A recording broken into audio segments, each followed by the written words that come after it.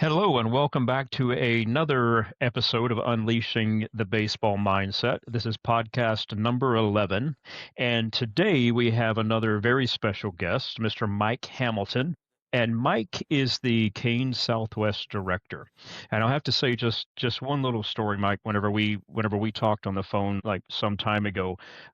I remember whenever I got off that call with you, I felt genuinely excited that somebody like you is in a leadership position over our youth. It just really made me feel good and much better about the future of baseball. I'm just kind of hearing some of your insights on the way you approached it and the way you thought of youth development. So I'm very excited to go through this conversation and learn a little bit more. If you wouldn't mind, give us just a real quick rundown of your background. Well, Kyle, first of all, thank you so much for that compliment. To get back to my background, I played Little League Baseball like probably everybody on this podcast and probably everybody listening to it. As a youth, baseball was a sport that I loved and not necessarily excelled at early on. I think overall, looking back at my youth experience was mainly, I was an average player that really loved baseball. There was no select baseball. There was no travel ball, anything like that growing up. So every game was really important to me. I've told this story a million times. I used to cry when we'd get rained out because I think it was two things. One, I really enjoyed playing, but two is that we didn't play all the time. So the games were really, really important. After playing youth baseball, I made our high school team in Arlington, Texas, played high school baseball, continued in the summer.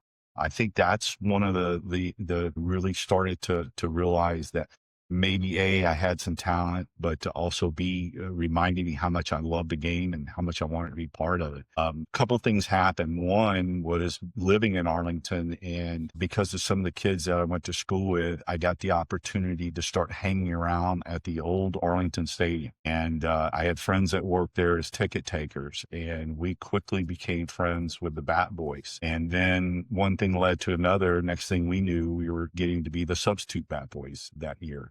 So every now and then when the older guys had to miss for other activities, we would fill in, me and two of my really good friends I grew up with. And the following year, Joe Macko, who was the longtime equipment manager with the Rangers, offered us the full-time job as Bat Boys for the next year, which then, we got to be part of and seeing what it was actually like to be inside a major league clubhouse and all that went on big league. Also at that same time, an ex-player by the name of Kenny Suarez, who had played with the Rangers, played with Cleveland Indians. He was an Arlington resident, and a friend of my dad's was friends with him, and he volunteered to coach our American Legion team. So that summer, I got to play for Mr. Suarez, and he taught me a lot, and he showed me a lot about the game and what it took in order to play at the next level. So at that point, I started to kind of say, hey, I've got a chance. Now, mind you, I thought I had a chance, and I was still a backup on our high school baseball team. So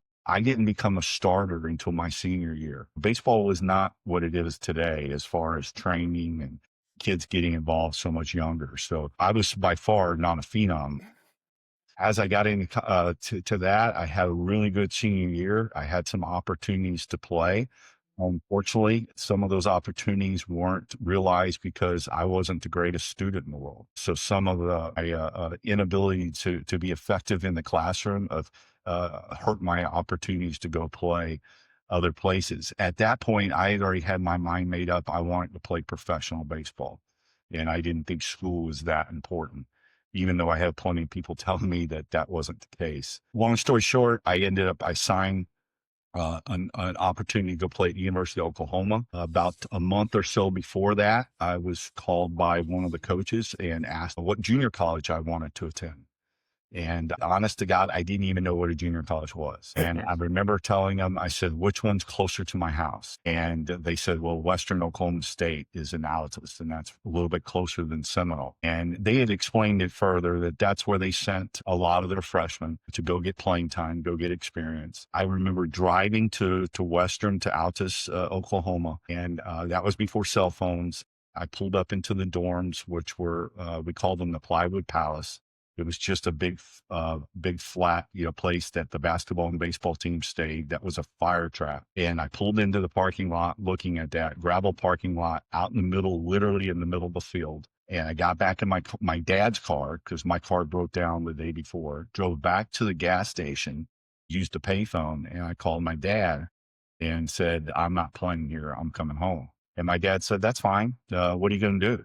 And I didn't have an answer. So I stayed in Altus, Oklahoma, which turned out to be probably one of the best decisions I ever made. Not only did I make tons of friends and play a lot of baseball, but I learned to hunt and fish because our coach was an avid hunter and outdoorsman. I got to do some things that I never would have done by going to the University of Oklahoma. Long story short, after that, I never made it to Oklahoma. I signed with the Texas Rangers, had a very, very short, impressive career as a catcher. I was a good catcher, just never figured out how to hit. The slider was my Achilles heel. I had a few opportunities, played for briefly with a lot of really good players, and was lucky enough to be around some great teachers of the game. Got released there, went on to play with the Braves briefly, had an arm issue, and the writing was on the wall. Probably the another big pivotal part of my career was a gentleman by the name of Sandy Johnson, who was, I think at the time he was assistant general manager and scouting director and player development director for the Texas Rangers. He called me in his office and asked me what I was going to do the following summer or spring. So I'm going to camp with the Braves. And Sandy goes, come on, Mike. He goes, your window is closed. And he said, you can catch and throw, and now you can't throw because your arm's hurt. He said, have you ever thought about coaching or scouting? Everyone had talked to me about coaching as a player. I think that was the type of guy they looked at me as. And it didn't really interest me, but the scouting was a little bit intriguing. So I got off the phone or got out of the office with Sandy, called my dad. And my dad said, why don't you just give it a shot? At the time, my dad was working for the Rangers. He said, why don't you give it a shot? Go do what Sandy asked you to do and see what it is. And what it entailed was Major League Baseball, the commissioner's office, used to have a thing called Scout School. And it was a 2-week program. At the time, it was in Florida. And each team got to recommend one player, or usually it was an ex-player, to go to the scout school. They went through the program, and then they were open to be hired by all 30 clubs. It was like a talent pool. I thought I was going down for an interview. So I packed for 2 days. And when I got there, I quickly realized this was a 2-week course that I had to be part of. And going into it, I really felt like, man, there's not a lot for me to learn.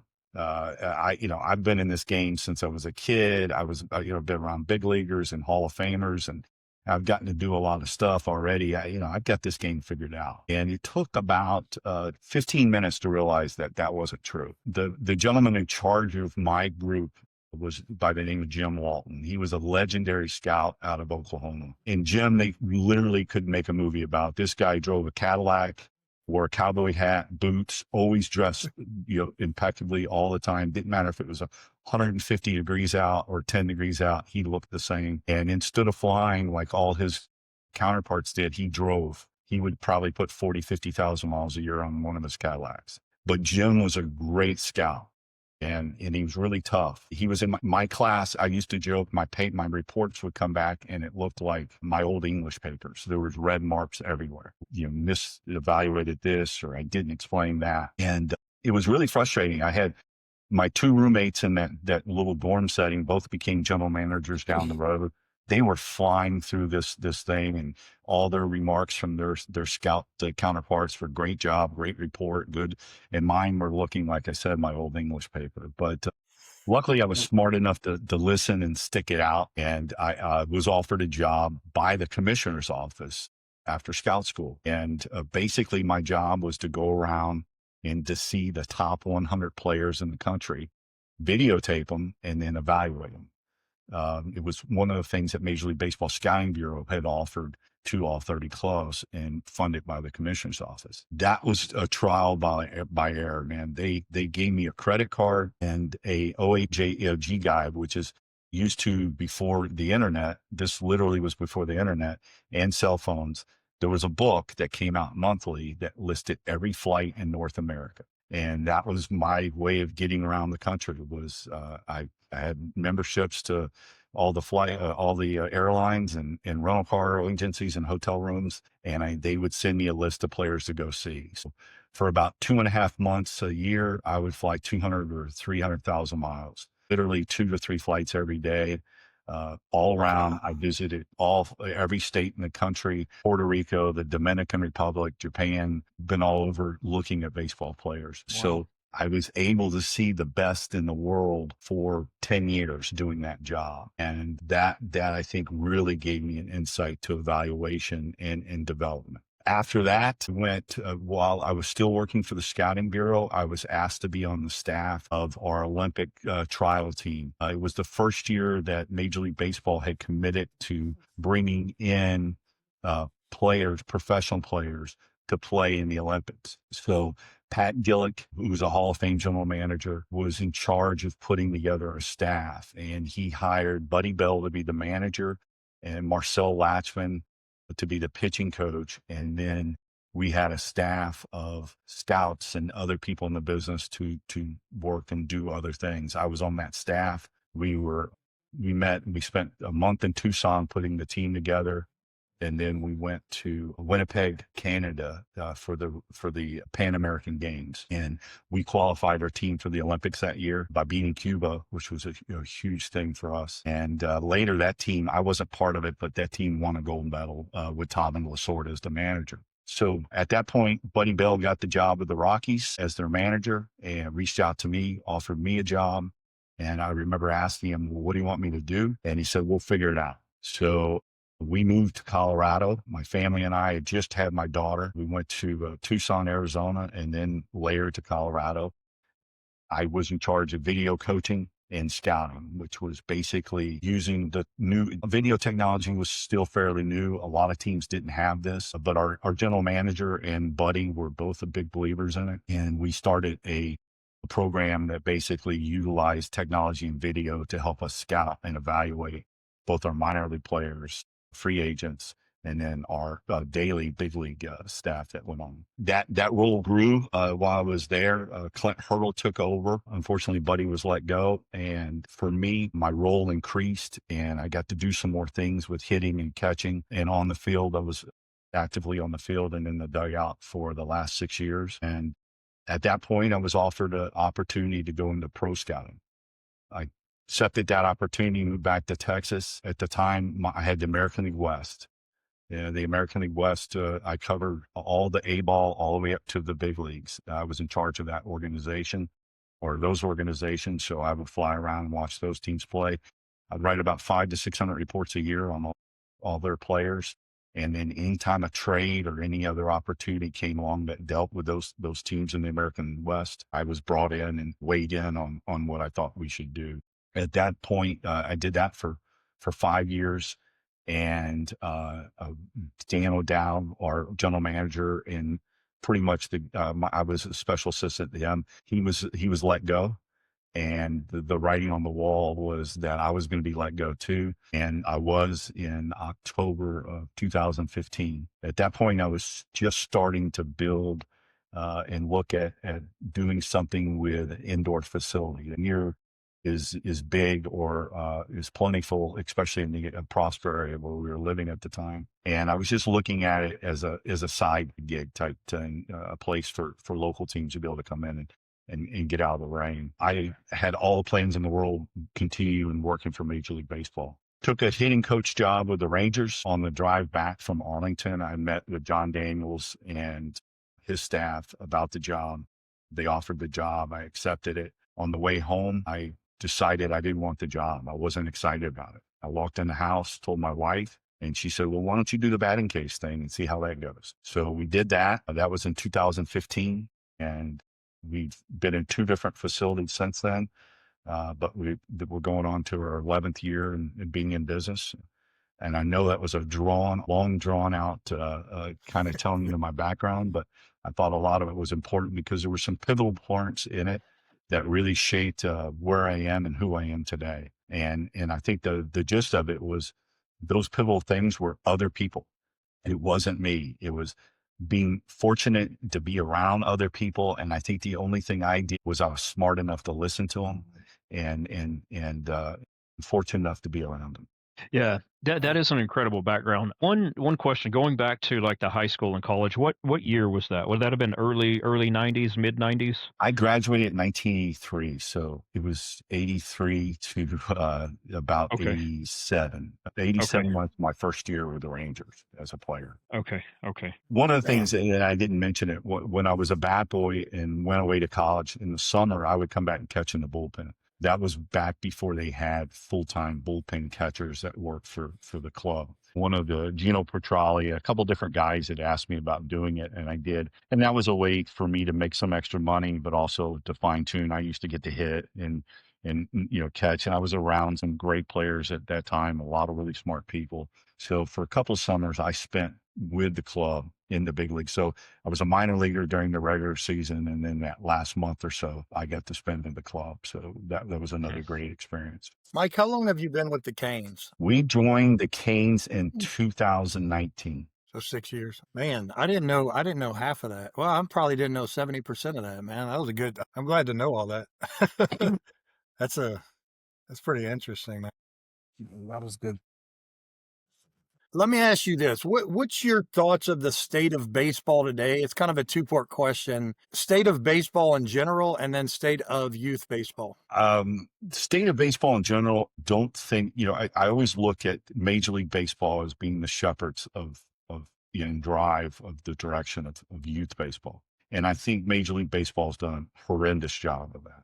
If you just look at what's going on right now, we're cutting the draft in half, and there's even talk about cutting it yet further. Opportunities for players to play are lessened. We don't have the minor league teams that we used to have. The staffs are being cut. Scouting has been cut. So a lot of the people that go back in the communities and promote this game, and I'm not saying everybody that you have to be an ex-pro to promote this game, but there's a lot of guys that put in time and effort and had careers that go back to their hometowns and coach and instruct and promote the game. And we're losing that. And those are the people that shepherd the game, and then they build fans, because for 99% of us, we don't get to have a big league career, but doesn't mean we don't love the game and we don't buy tickets and watch them on TV and buy the merchandise. And we're not doing that anymore.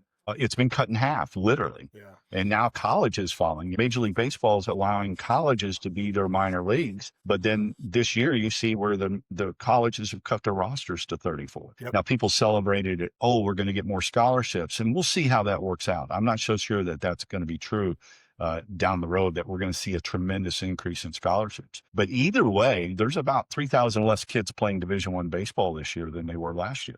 If you look at the math, when we cut the rosters from 40 to 34, there's some DSAs, which is the designated student athlete label that the judge made happen, which is a group of players that were going to be allowed to finish out and not count against the 34. But their shelf life will be over in the next 3 to 4 years. So unless something drastically changes, the opportunity for players to play after high school is going to have lessened.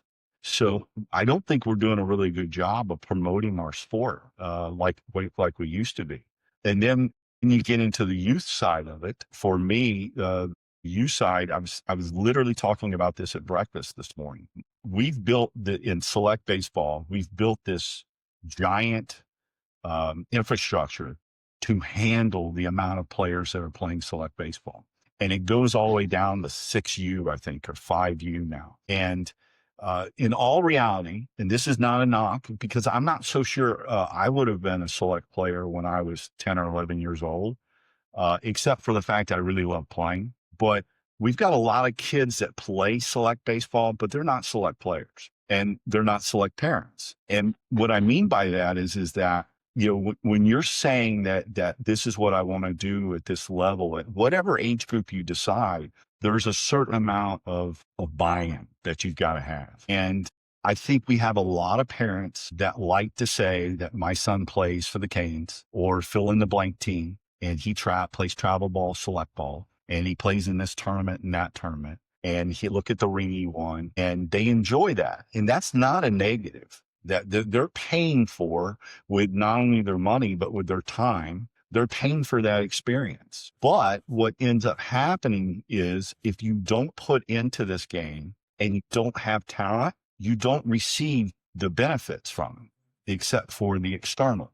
The external being I play for fill in the blank team. My son travels. He's got a great coach, whatever the mantra is to make us look like we're good parents. Because as parents, that's what we want. We want people to think we're good parents and we want to be good parents. But unfortunately, that doesn't make you a good baseball player. So now you're playing a game of failure and you're failing even more than you probably should because you're not doing the things that select baseball players should be doing. So you're playing against other players that are doing these things and have more talent than you. And then you fail at a higher rate. So as a parent, I start looking around and it's like, I'm spending all this time, all this money. This team stinks. This coach doesn't know what he's doing. We need to go find a new color and a new coach. And because they're going to fix my son, because it's not his fault. It's not my fault. It's this individual team, organization, whatever it might be. It's their fault. And eventually those parents, they run out of options and they get to a point where, like I tell our players, when they get to high school, it's the first time that mom and dad can't write a check and get them on the team. And that's where the end comes. Well, very seldom do we have parents and players go, yeah, you know what? I really had a fair shake in this whole deal and it was on me. I didn't work hard enough or I just wasn't good enough. They're going to sit back and go, this was a money grab. These coaches don't know what they were doing. It was daddy ball, fill in the blanks, all the terms that we hear all the time.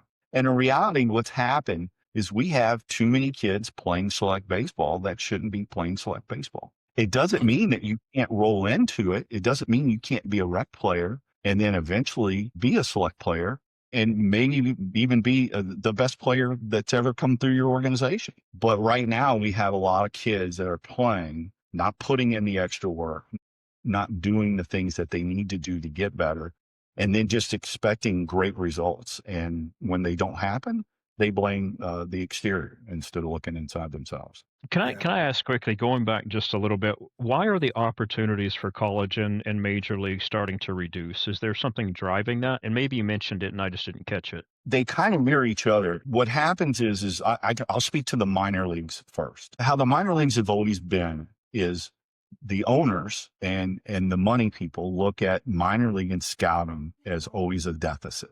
We spend all this money, but we don't see the returns because the way the system works is all your minor leaguers don't become big leaguers and all your draft picks don't become big leaguers. So it's like, man, we spend all this money, all this effort, and we're not getting a good return. But the powers, the general managers, the baseball operations people have always been able to explain to ownership, this is what you have to do in order to find prospects.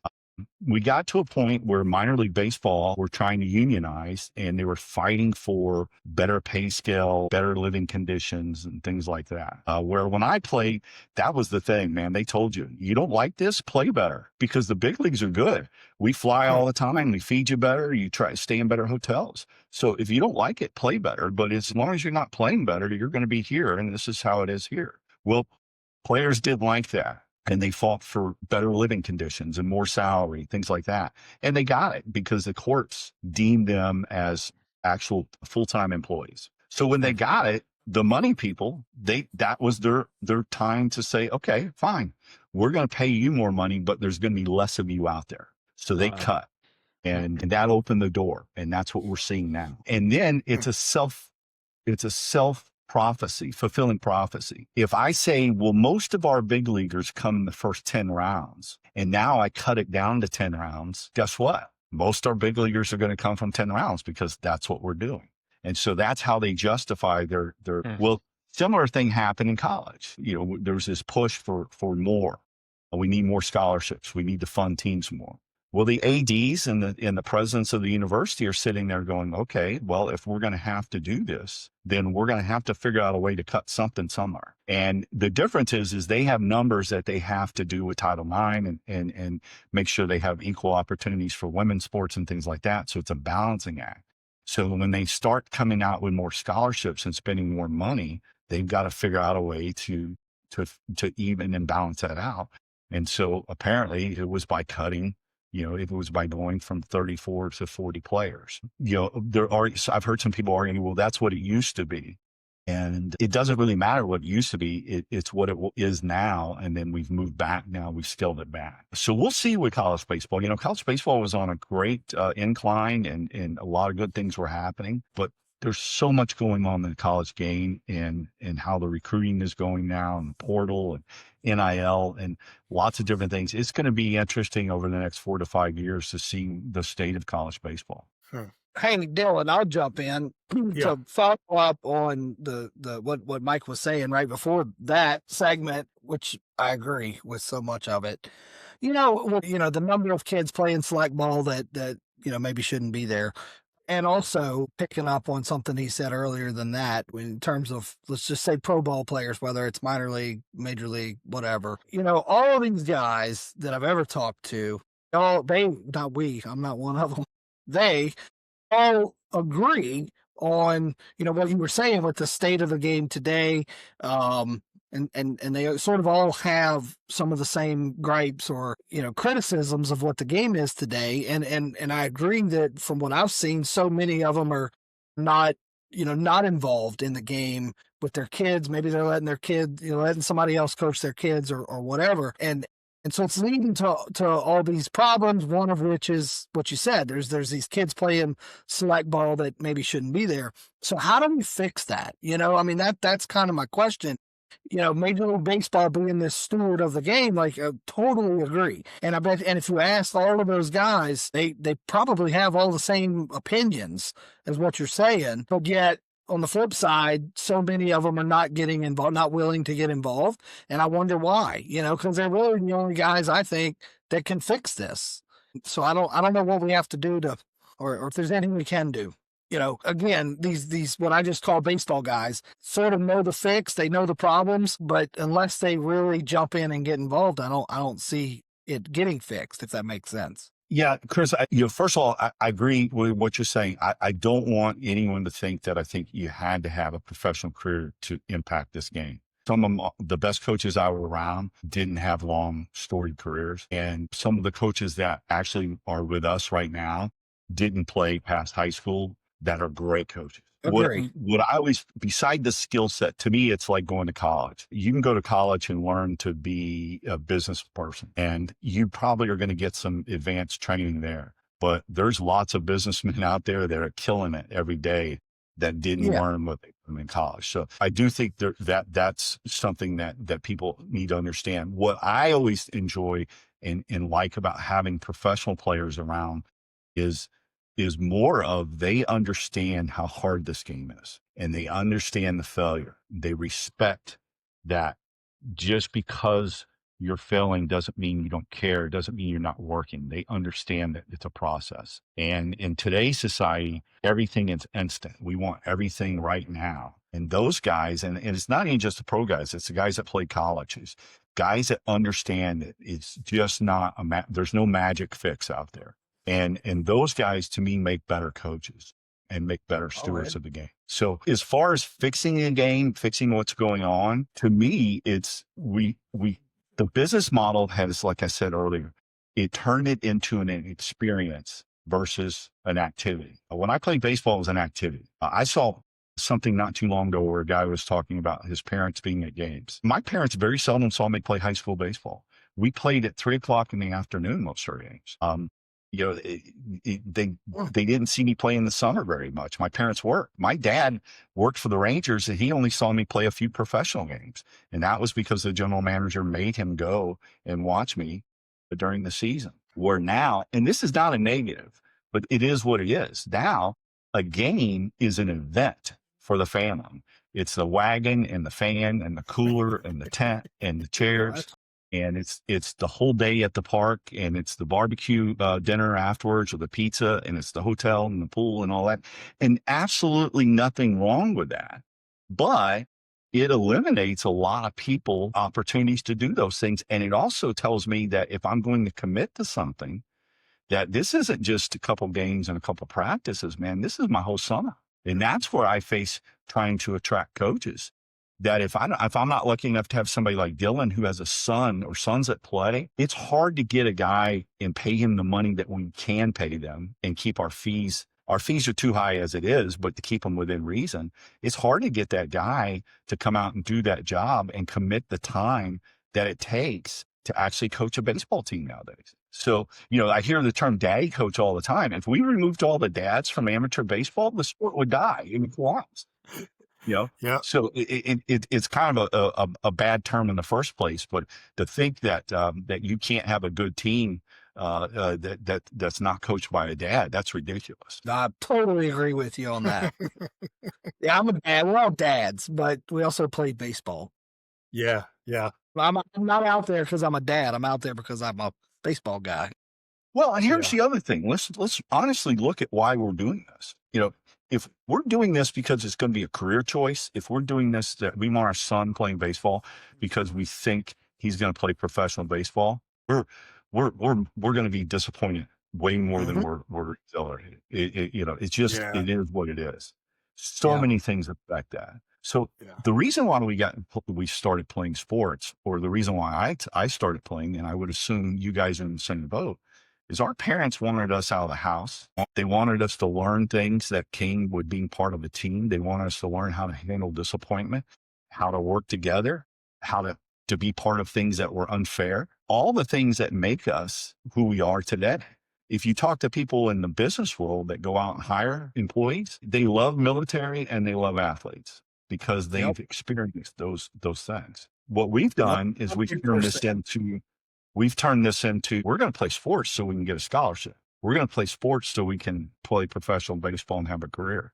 And it really shouldn't be that case. That's the icing on the cake. That's something that maybe into high school, when we start getting a little older and we really are that elite type player, that maybe you push forward to, not at 8, 10, and 12 years old. And kind of an aside here, but the best way to get a college scholarship is definitely not baseball, but it's to go into archery. So hey, if that's what you're going for, buy some bows and arrows for Christmas this year. My daughter played college soccer. I never paid a penny for her to go to school. I think maybe a few dollars to help her move and some apartment deposits, things like that. She got her master's at Auburn. So she got all of her college paid for, and maybe 1/4 of that was through the athletic department. The rest was academics. Yep. That is the, like you said earlier, if you want to stand out and make yourself more attractive, make good grades.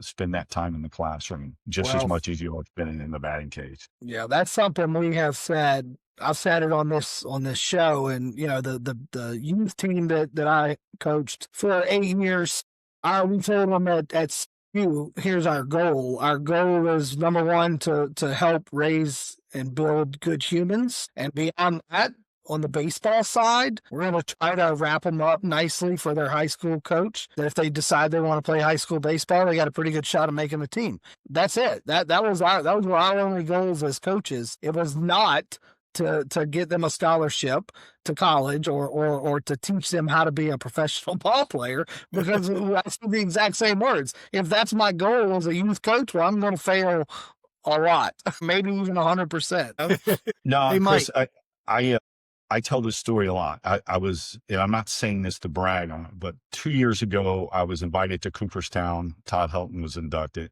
and mentioned me in a speech. I was part of the World Series staff, an all-star staff.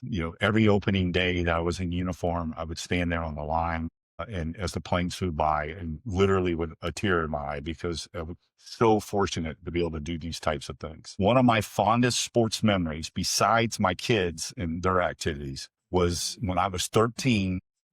I made the North Arlington Little League All-Star team, and we got to go to Abilene and play in the regional event there. And we spent 2 nights at the Abilene Christian dorms with the other teams and the other players, and then we played our games. I can't tell you if I got a hit. I can't tell you if we won any games or lost any games, but I can tell you about all the people and all my friends that were part of that. And that's what, going back to the experience part of it, that's what it's about. It's not just grind and, all the, drink out of the fire hose or the garden hose and don't wear this is about an experience for our kids. And I tell our coaches, and I believe this, our job is to help our coaches or our players reach their potential. Whatever their potential is not really controlled by us. We can Correct. only either hurt it by making them not enjoy the game for a lot of different reasons, or we can help it by making it a great, pleasant opportunity to do things. The only way a kid's going to reach his potential, he's got to have some success and he's got to have a lot of enjoyment. And then he will play long enough to reach his potential. Whatever that is, mom and dad decided that a long time ago genetically. Yep. For most players, that's the thing we don't want to talk about, is that so much of what happens past a certain level is genetics. So Yep. that's what I tell our guys. You should be just as excited if you have a kid make his high school team and that was his potential as if you had a kid go in the first round. If you're helping kids reach their potential, you've done a pretty good job as a coach and as a parent. Mike, we talk about this a lot on this podcast. We talk about, the mental state of baseball and the mental state of these youth athletes. And we take it back a lot to the way that, me and Chris talk about this all the time, is like, we would either watch the Cubs and then go out and play, or we would just go out and play if the Cubs weren't on, right? And we learn to compete and we learn to develop that tough mental capability of playing baseball through just competing outdoors, right? Whether it was football, baseball, basketball, it didn't really matter, but we learned to we became tough and resilient by doing those things. You get into fights. Maybe I got into more than others, but you get into fights and you get knocked down. Kyle uses the example, you twist your ankle, you get back up. Kids don't do that anymore. So what is with all this, going on, when you're talking about, now it's more about the experience for, let's be honest, mainly the parents, and not really loving or being passionate about the game as much and competing as much. Is this ever going to shift? Or do you think it's ever going to shift? Obviously, the way that the world is now, like where we live in Allen, my kids don't go play outside. I have to take them to the batting cages. I got to take them to the basketball court. I got to take them to go throw the football. They're not outside playing with their friends like we did. So there is a different learning curve for these kids, especially when it comes to movement patterns, where me and Kyle come from, and the movement patterns and how these kids move at a young age. We're noticing that kids aren't developing, because of all the specialization, they may develop the baseball fundamentals, but as far as moving properly, as far as injury prevention, they're not learning that anymore. So until maybe they get into high school, and if they get to play in college, they're developing those things at a later time now than we developed them. Do you see that shifting at all? Some of it can shift if our attitude and how we go about the game shifts. I think what we can really go across the ocean and look at the Dominican Republic and look at why the success rate is there. One of the things is that social economics are totally different for their players versus our players. Our game is turned into a country club sport. Yep. And I'm part of that. I've got a 15,000 square foot facility in Salina, Texas. And I don't pay the light bills, because I'm a good guy. I have to charge parents and players to be there. So the fact is our games become a country club sport. So the hunger to get off the island is a huge factor. But how they go about it is just as important. Everything we do as a youth player now, in most cases, is supervised, like you mentioned earlier. With the supervision becomes critique. One of the reasons why we do not allow our parents in our facility during practice, it started with COVID because we were allowed to stay open, but we had to cut our occupancy by 50%. So it was easy. The 50% we're going to cut was the parents, not the players. And what we quickly learned, though, is because of this, the coaches were telling me that the players were actually paying more attention and they were actually trying more things, more willing to fail. And if we started looking at it, and I remember when Rudy Jaramillo was my hitting coach, and he taught me something about when you want a player to actually buy into something, you can't do it. We were talking about hitting. You can't go out on the field and hit and work on them. You needed to go into a cage by yourself, maybe one other person throwing or videotaping or something, but in a smaller realm, because a player doesn't want to fail, no matter if it's in practice or in a game. They don't want to fail. And so if you can put them in an atmosphere that allows for failure, but still is working towards success, you have a much better chance of getting out of them what you're trying to get them to do. Well, we realized that quickly during COVID, that our players were actually doing things and paying more attention and playing without fear than when mom and dad are sitting in the stands. Now, I'm going to tell you this, I'd be a hypocrite and a liar if I wasn't telling you I didn't do the same thing to my kids.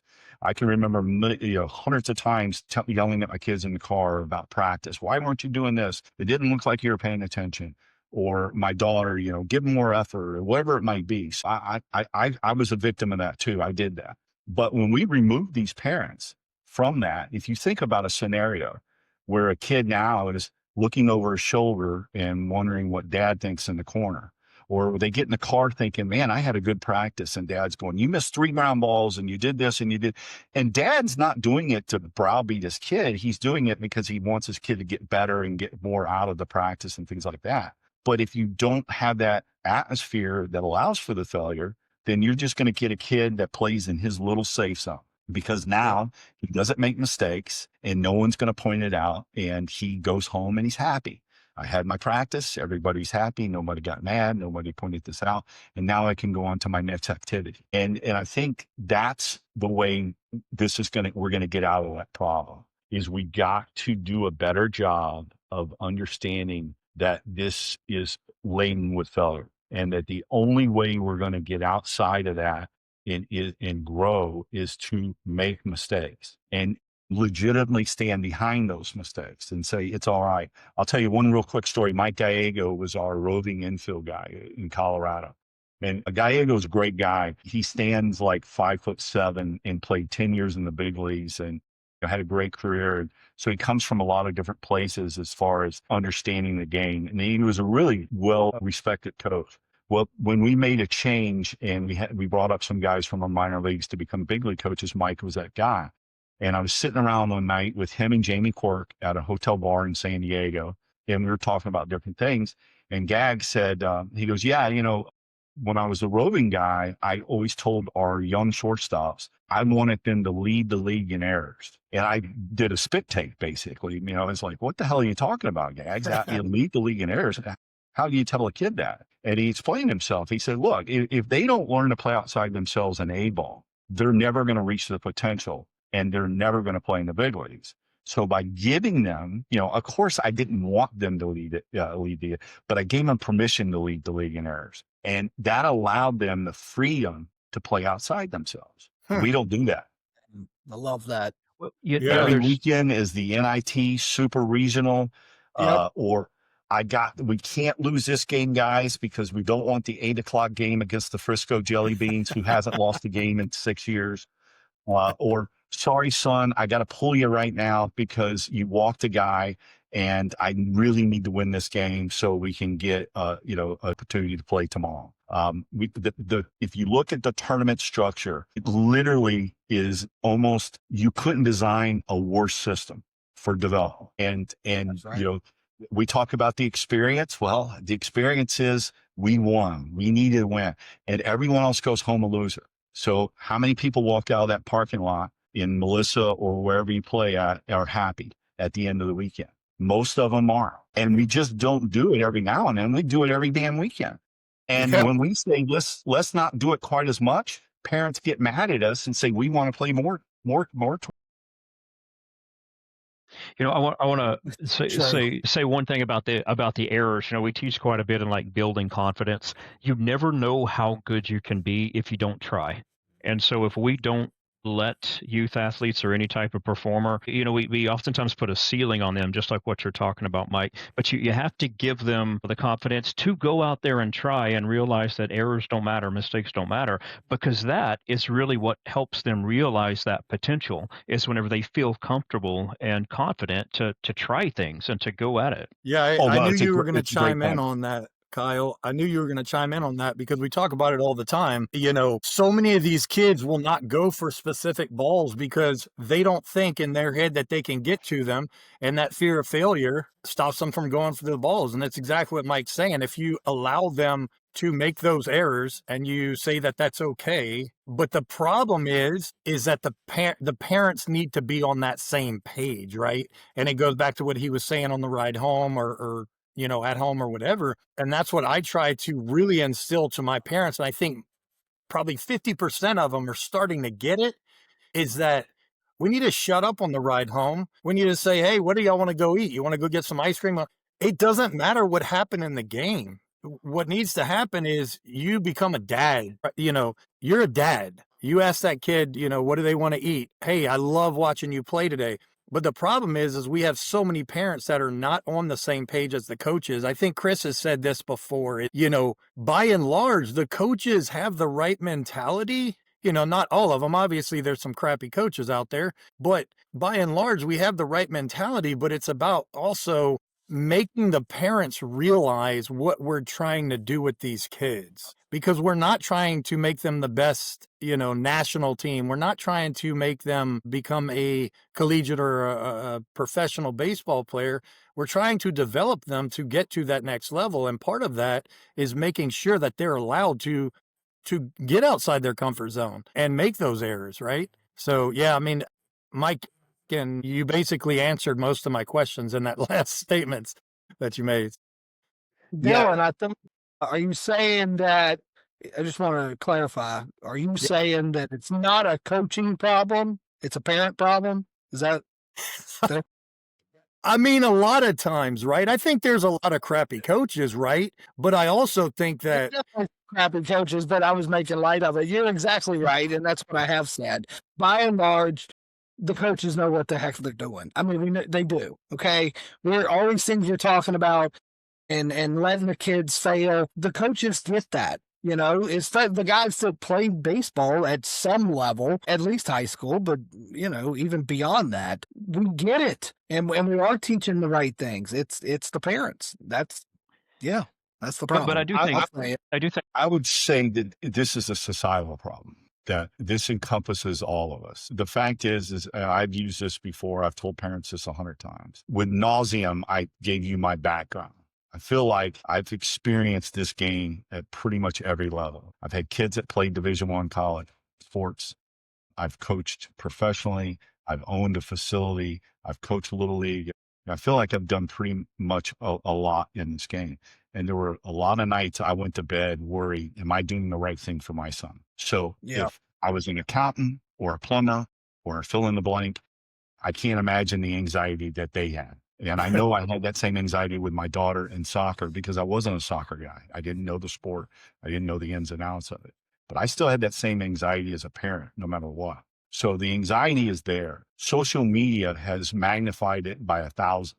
You know, no one ever has a bad game on Facebook. No one lost a game, went 0 for 4, forgot how many outs there were. None of that happens on Facebook. So as parents and coaches, we're on Facebook too. And we're seeing everybody else succeed. And our son is batting 11th and hadn't gotten a hit all month. And then the fact is this youth sport industry is I bought my son a $400 bat. He's taking a $70 lesson every week. We're out in the backyard doing extra work. He's got a strength and nutrition coach. You know, we practice 2 days a week and we play in the NIT every weekend. Where is the time to say, hey, this is just a game? It's not just a game. This is a freaking job for these kids. And then we feel the pressure is, you know, I spend all this money on the lesson, the bat, the Oakleys, filling all these things we're doing, and you don't even swing at a pitch. You know, what's going on here? So then immediately what happens? Johnny swings at the next time he gets a chance, he swings, and he looks down at the coach, and the coach has got his hands up in the air going, why'd you swing at that ball in the dirt? I mean, you're better than that. And mom's poking dad going, we need to find a new coach. And now there's 2 dads standing in the parking lot talking about how bad the team is, and the coach doesn't know what he's doing. And it just is, this is societal. This isn't baseball. This is just what we're expecting because of the emphasis that we've put on the sport monetarily and the time and we've forgotten why we play this sport. That's And exactly and right. things Wow. things are different now too in that, using myself as an example, and we talked about this a couple episodes ago, but, I was very young whenever my daughter was born, and I was still trying to finish up school, and I was working, and I was doing all this. I couldn't be that involved with her. I just couldn't. I had things to do. Fast forward now, she's 23. She's very independent. She pays all of her own bills. She has a job. She does all of this stuff. My son is much younger. I'm in a different position. So is my wife. And so we spend all the time with him. And I think it kind of goes back to what you were saying is I think parent involvement can be too much. I don't know if everybody here agrees with that. And removing the parents from some of those situations too, it gives the kid the opportunity to kind of decide for themselves. Is this something they really want to do? Because they're able to, they either can choose to participate or not because dad's got to work or they just can't really make it to all the practices and stuff. And I think that's an important part of it that people don't really consider. We think the more time we spend with our kids, the better. And like logically, that makes some sense. But something like this, it's got to be the kid's decision because they're the ones that's really going to have to do the work and put in that effort. Well, that's true. Let me say this though, Kyle, and I agree completely. And I've been wanting to kind of tie this into something Mike said in his intro, which I picked up on, which was growing up around, the ballpark in Arlington, the old ballpark when you were a kid. Dylan said, for us, and probably you too, Mike, come home from school, drop your book sack, watch the Cubs game or Braves. Braves were usually at night. Cubs was that like 120 game, or 220 game. That's why, I started playing baseball because I wanted to be Ryan Sandberg. Period. In the story. I'm left-handed. I didn't figure that part out, but I wanted to be him. That's why I play baseball was to be that guy. I'm presuming that on some level you played because you grew up around the ballpark, and that's sort of where your love for it was born. So the kids today, I don't think really they don't have that, right? The Cubs aren't playing at 1:30 on a week. Some of them grow up by ballparks, but most of them don't. So why are they playing? To Kyle's point, they're probably playing because mom and dad, want them to. And it's not so much maybe as coaches we're trying to make them fall in love with the game, and I think we do a great job of that. But are they really starting with that love? My first team, I don't know this for sure. I'm just saying this now. First time I probably ever played on a baseball team, organized, I already loved the game. I promise you I was already in love with it. Yeah. It wasn't playing the game sort of that made me fall in love with it. I was already in love with it. And I think that's so different now. Kids are not, to Kyle's point, I don't know if it's really their decision or their passion in the beginning as much as it's their parents. Yeah, that's a good point. I think, looking back, like I can only speak to myself, but I was always a very competitive kid, but I think that, that being competitive was allowed to happen because I wasn't afraid of being, called out or afraid of failing. I got cut from my very first Little League team. I mean, got cut. And it wasn't you're going to play on the B team or the gold team or whatever it was. I just didn't get to play. And I'll never forget it. My dad was out of town. My brother picked me up. He was quite a bit older than me. We went by Ben Franklin. This was in Wichita Falls, Texas. And we bought 4 baseballs. Yeah, my brother did it. And he said, if you want to practice enough, and he was a really good athlete, he said, you can practice enough and you won't ever get cut. Well, luckily, one of the other kids that got cut, his mom decided to field a team of cut players. And we're called the Thunderbirds because of the Air Force Base there. And we were horrible. I'm not sure all of us didn't deserve to be cut. We were bad, but we had a blast. And there was never any fear of repercussions from losing or from making errors and things like that. And that I remember that really, making my mind up that I didn't want to play on a losing team anymore. I had fun and everything, but I wanted to win. I wanted to do well. But that was me. That was never my dad saying, your Right. team stinks. You need a new team. Or my mom going, well, this is embarrassing. I can't believe you guys are so bad. Or why are we spending all this money or whatever, the things that go on like we talked about earlier. So I do agree. It's got to be the kids. As a parent, I've never met a person that didn't want the best for their kid. Never met a parent. Unfortunately, there's so much misinformation out there that a lot of parents go down the wrong road thinking they're doing the right thing. Yeah. And that's what I tell our coaches. And that's what I believe my job is not the X's and O's of the game. My job is to explain to the parents the path that should happen and be honest with them and what their goal is to get out of this. And what we all said earlier, the goal should, first of all, that when they're done, that they look back at it as a good experience and that they grew from it. Then everything else is icing on the cake. But that's my job, in all honesty, is surround the players with good people that know baseball, but also can understand that this isn't the most important thing in their lives. And all you got to do is go to a park on a Saturday and you realize there's a lot of anxious people that think it is the most important thing in their lives. Yep. And I think that hurts the competition. If you tell me I can't fail or I'm a loser or I'm a bad kid or I'm disappointing in you, I'm not going to try 100%. I'm going to play in my comfort zone. That's right. That's a great point. Mhm. Mike, let me ask you this, because there's obviously, as we all know, there's this misconception that kids are being looked at, there's some parents that think their kids are being looked at 10U, 11U, 12U, right?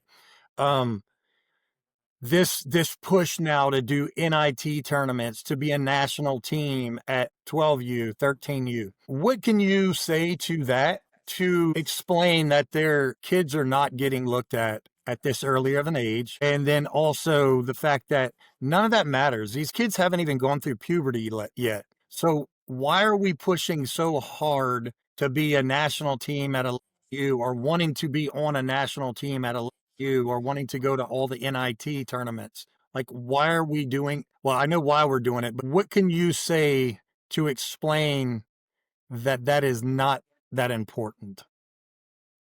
As far as recruiting is concerned, the meetings are going on now, or I think they actually had to be done by December 1st. At the Division I level and all other levels in college, coaches are having exit meetings with players, and they're basically telling them they can't play there.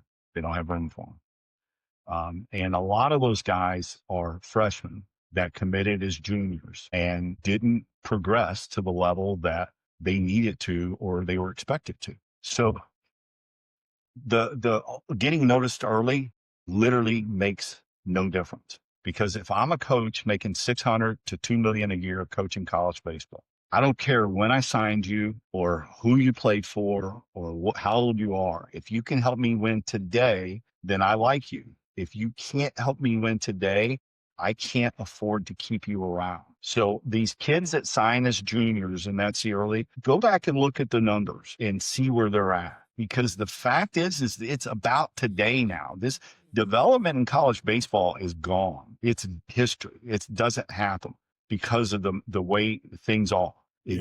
I'm not blaming anybody. It's the rules that I would probably be doing the same thing if I had to play by the rules that they're having to play by right now. And you're saying that by the time they reach that level, they're expected to perform. And if they don't, then they'll just move on. Okay. Bottom line, my roster's at 34 with a few DSAs.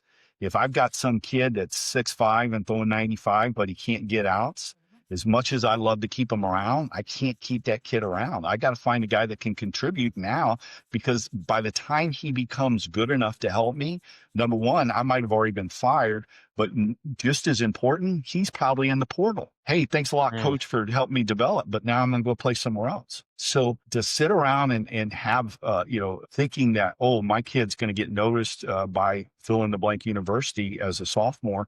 First of all, they can't even talk to you. The new rules, they can't talk to you to the summer of your junior year. We've gone to Baylor. Mitch Thompson's a good friend. I've known him for 30 some years. And we would have our scout days there, and Mitch would sit there and ask me questions about players, but he couldn't even say anything to the kid except for good job or, hey, what's your name, that type of thing. They can't recruit them then.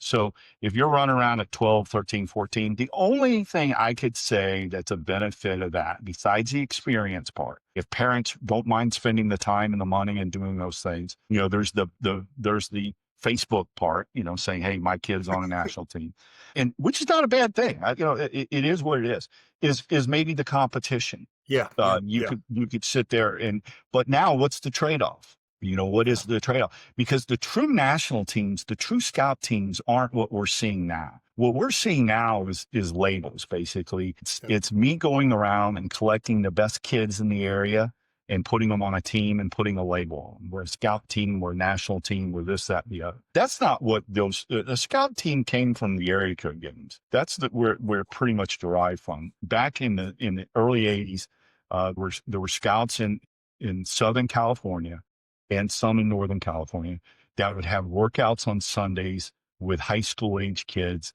They would scrimmage, do workouts, and it was an invite only, where it was the better players in the area. Then it became a little bit more formal. Then it turned into an actual event.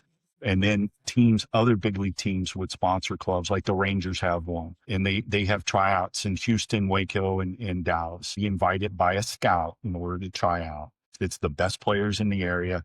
And then they pick a team and they go to Long Beach and play in an event. Those are what Scout. The East Coast Pro is another one that does on the East Coast. Similar setup. Those are scout teams. We have teams that have big league names set behind them, but they have no big league background.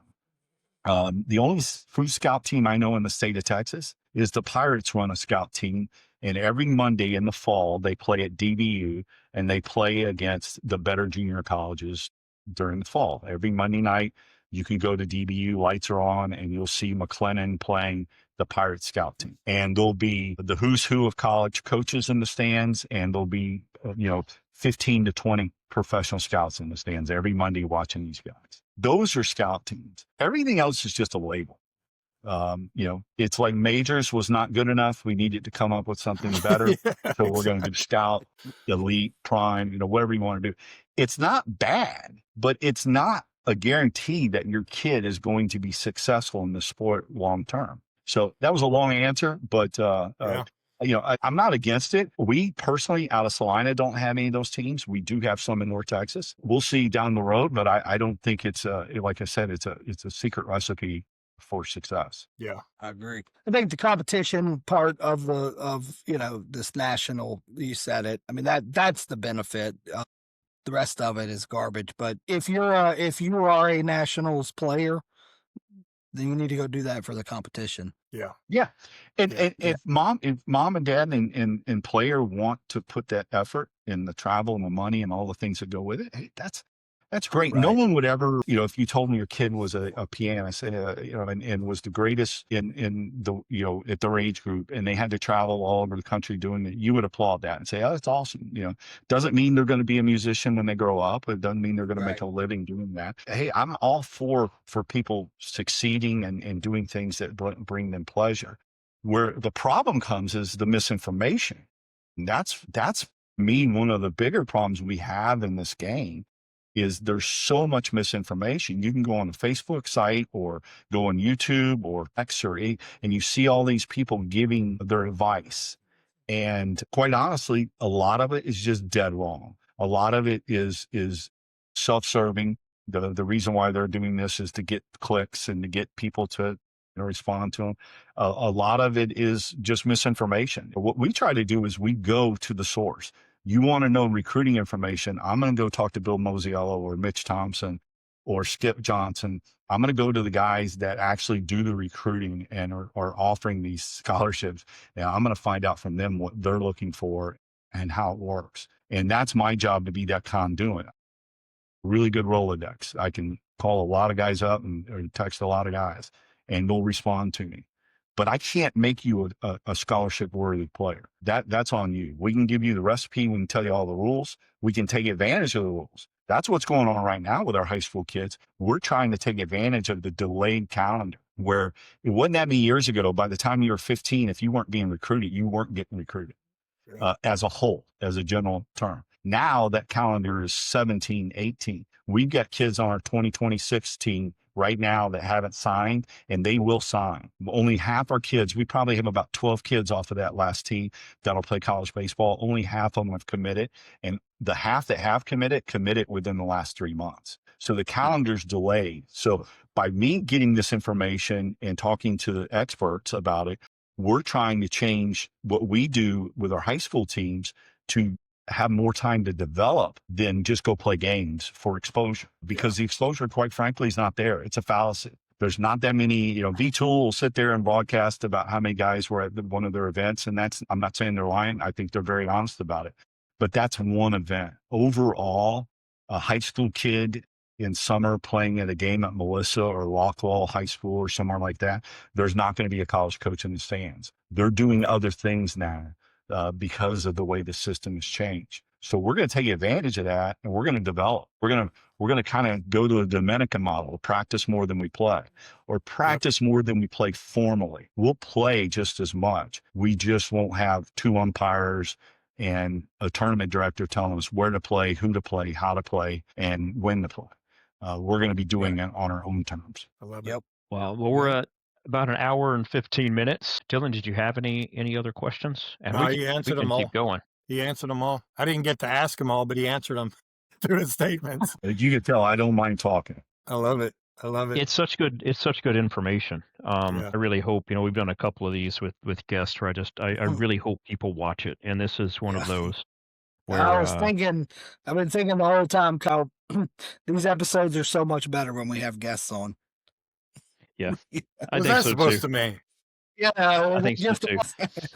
Yeah, It is. Well, Mike, I wanted to ask one more question. Of course, if there's anything else you'll want to talk about, we can. But you've spent so much time in so many different areas of this game, and our podcast here talks about mindset. Is there any particular mindset, like if you could boil it all down to one, from some of the best players that you've seen, or maybe just the players that stayed in the game a little bit longer? Is there a mindset in that athlete that kind of stands out?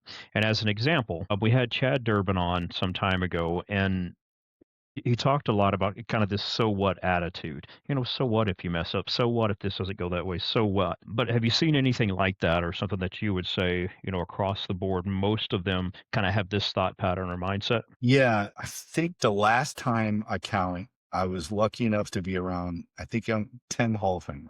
And what I mean by being around them, it wasn't just meeting them, or it was being around them, training, catching them, playing with them, things like that. And all 10 were selfish. They knew what they needed to do, and they got what they needed on a daily basis. None of them that I can think of were selfish to a point that if you knew them well enough, you would say they were bad people or bad teammates. But they were focused on their career and their success. And they weren't going to allow exterior things to get in the way of that. So that would be probably the easiest way to say that is, and that was true. I tell you a couple, I'll tell you one really good story. This is probably one of my favorite stories ever. I think I was 16 years old. My dad was working for the Rangers. I was a bat boy, or no, I was a bullpen catcher. So I must have been about 17. And my dad called me into the old ballpark. There was a food lounge room. It was a player's lounge, food room / workout room, because literally strength and conditioning had just started to happen. And the only reason why the Rangers had it was at the time, the general manager had been the old athletic director for the University of Oklahoma. And he hired a strength and conditioning guy by the name of Mike Fitzsimmons. And Mike came in and eliminated sugar and a lot of the good food that we used to eat pregame, postgame, and things like that.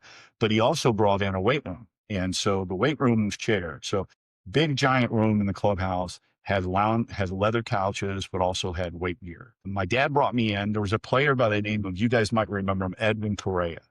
Edwin was a can't miss phenom. I think he was 19, 20 years old in the big leagues. Puerto Rican guy, great arm, just highest ceiling in the world. And he hadn't had a lot of success. He had a high ceiling, a lot of potential, but not a lot of success. And a really good young man. Everyone loved Edwin.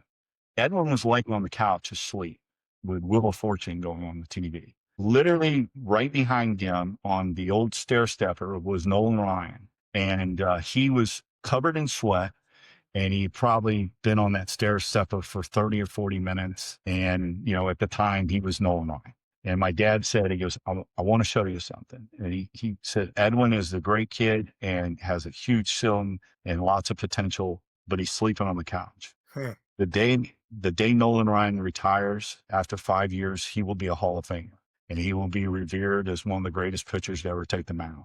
And he's on the stair stepper. And remember that. And so those are the things that goes back to what you asked about being selfish and being focused on the prize and what they want. That's what those guys did on a daily basis. I can tell you 100 different stories about guys at, high level, not just big leaguers, but very, very successful big leaguers, and the things they did, and be able to shut the noise out. So playing relaxed and all that, part of that is you got to have success in order to be relaxed. You can't be one day from getting cut and being relaxed. That's just not going to happen if you care about the game or you care about your livelihood. So there's a chicken and egg thing there. But every player I've ever been around had that selfish focus that they weren't going to allow the outside noise to affect their goals and affect what they were going to do.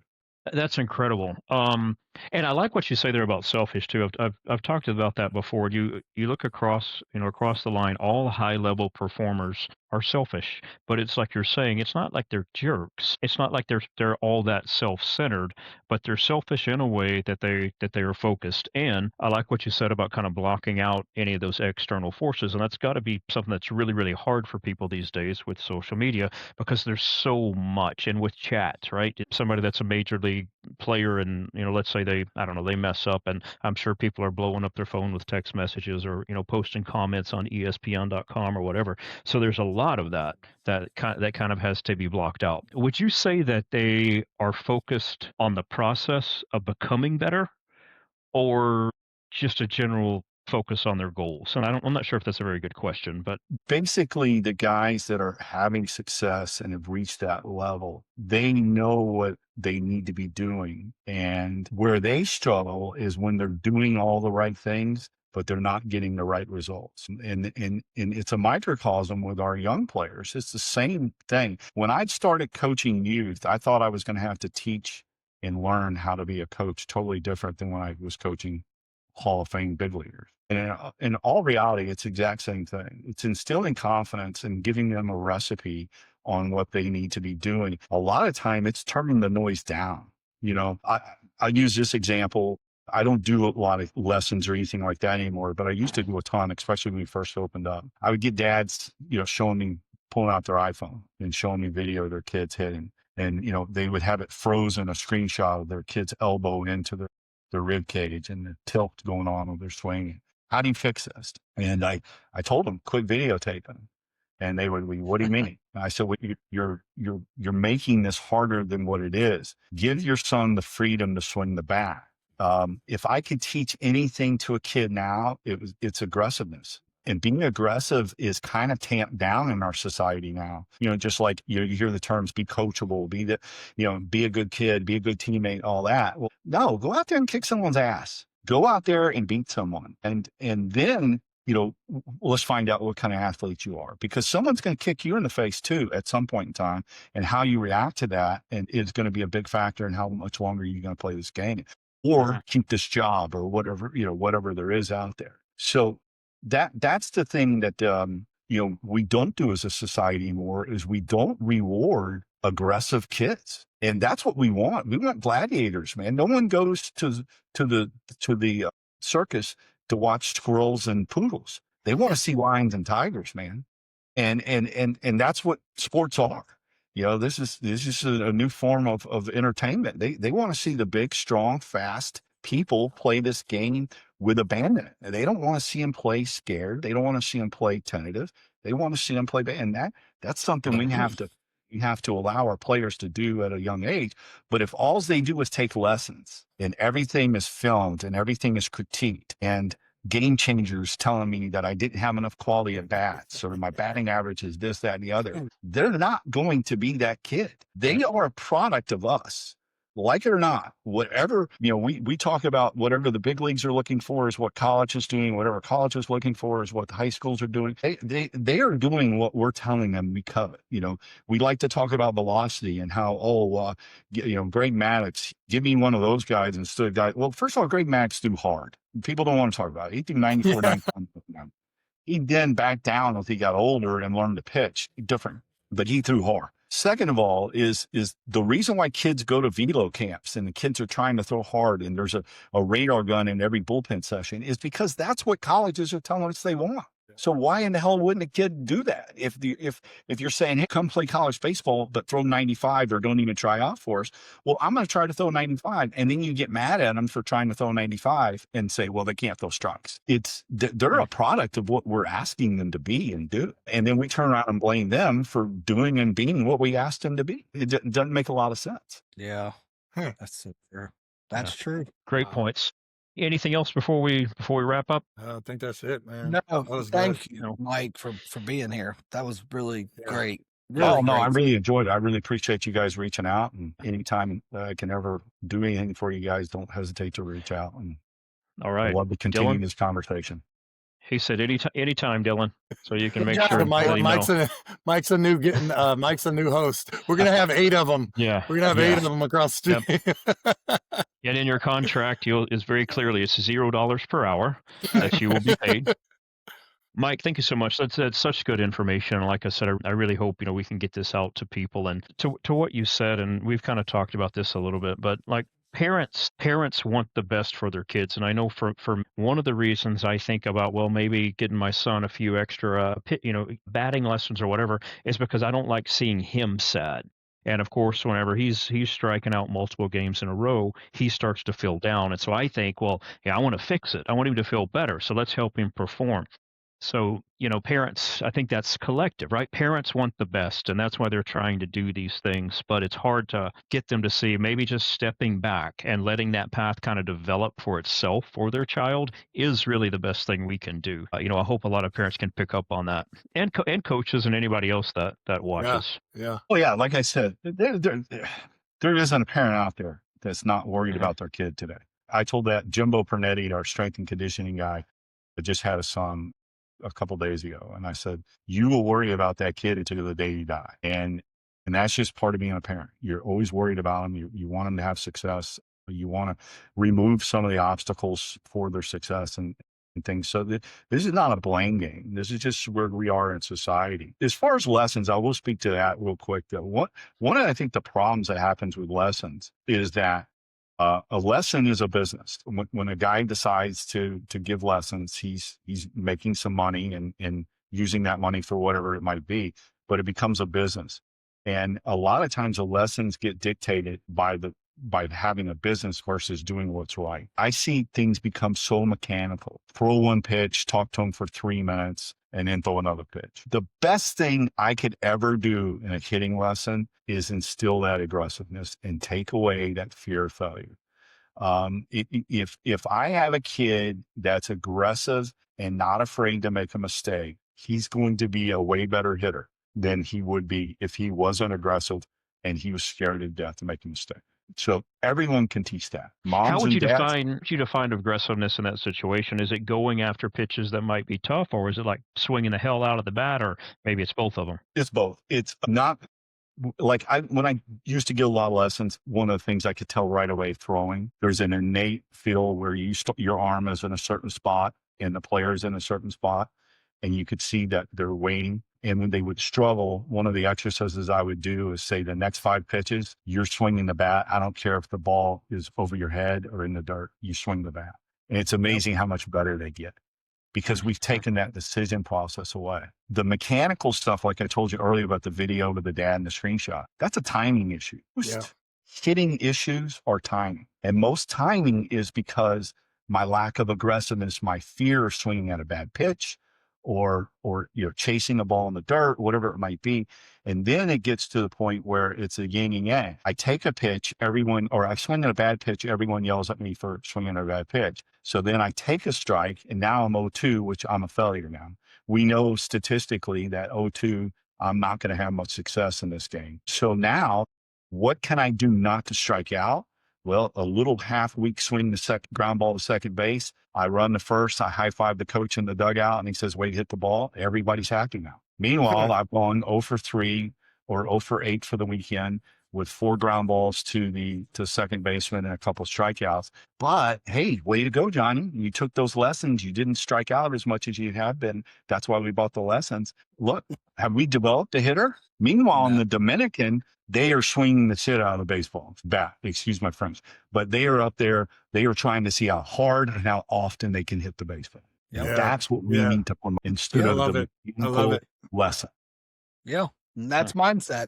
That's what it is. That's perfect. Perfect. Yeah, that was wonderful. Again, Mike, thank you so much for your Thank you, time guys. and your I'll insight. It stop was now. I promise. incredible. Dylan, Chris, as always, thanks for your time and your effort. Thank you, Kyle. Yeah. very Thanks, well. Thank you Kyle. very Guys, well. I really Thanks, appreciate you moderator. having me on. Yep. We really can't do this without Kyle. No. That puts me in a position of power. Yeah. Position of power here. Moderator. Yep. All right, guys. Thank you again so much, and we will chat with you soon. Thanks. Thanks. Take care, guys. guys. All right. Bye.